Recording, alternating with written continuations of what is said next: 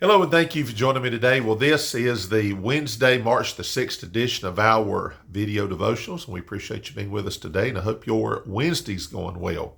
And this is the middle part of the work week and school week once again, and hopefully you can attend church tonight if your church is offering those services on a Wednesday night.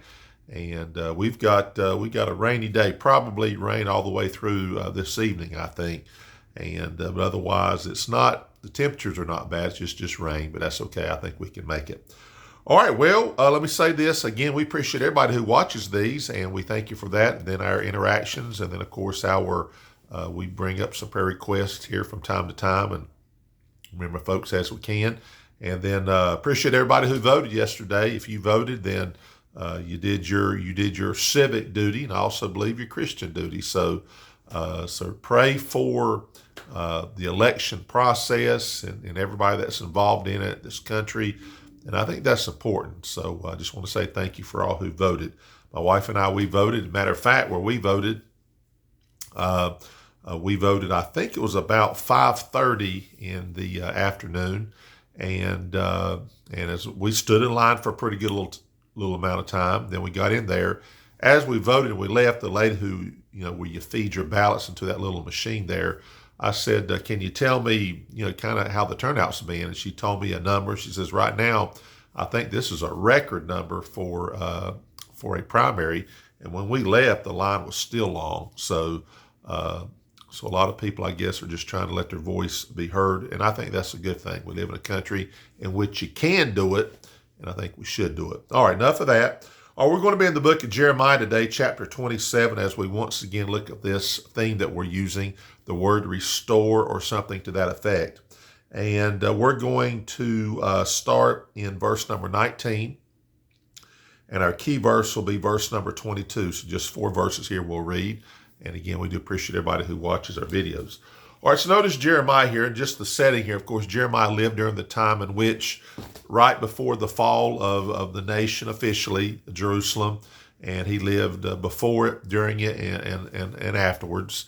So he's kind of that prophet who said, God's judgment's going to come, and still people say it's not going to come, and he wasn't very favorable at all. Jeremiah was a very, very unpopular man, but the judgment did come. So notice what it says here, kind of, with that mindset. It says in verse 19, for thus saith the Lord of hosts concerning the pillars, and concerning the sea, and concerning the bases, and concerning the residue of the vessels that remain in this city, which Nebuchadnezzar king of Babylon took not, when he carried away captive Jeconiah the son of Jehoiakim king of Judah from Jerusalem to Babylon, and all the nobles of Judah and Jerusalem.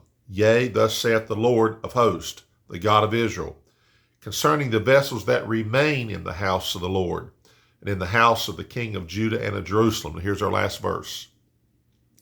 They shall be carried to Babylon, and there shall they be until the day that I visit them, saith the Lord. Then will I bring them up and restore them to this place. We're talking about where God says, okay, at this moment, some of these vessels, they're there, but as we use the terminology, but mark my words, those vessels still there. They're going to go to Babylon.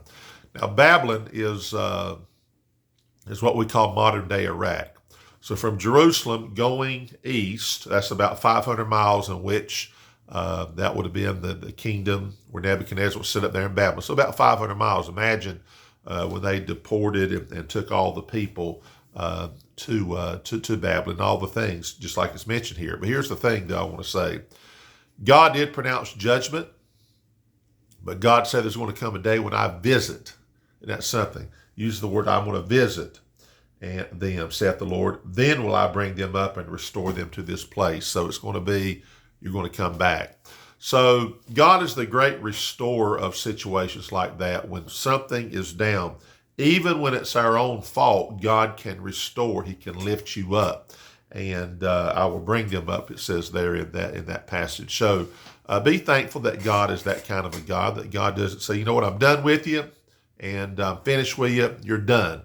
God says, if you're mine, God says, I'll restore you.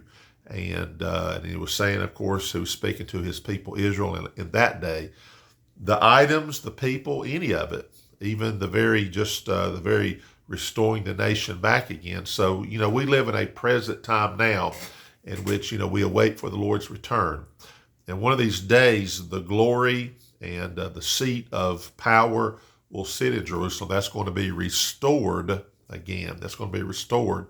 And certainly from the world standpoint, I guess Jerusalem never really was technically a world empire. God didn't design it that way to be that way. Of course, they were head of everything because they had God at their head. But the point I'm making is that when you take that word restore, that's a bringing back. That's a putting back in place.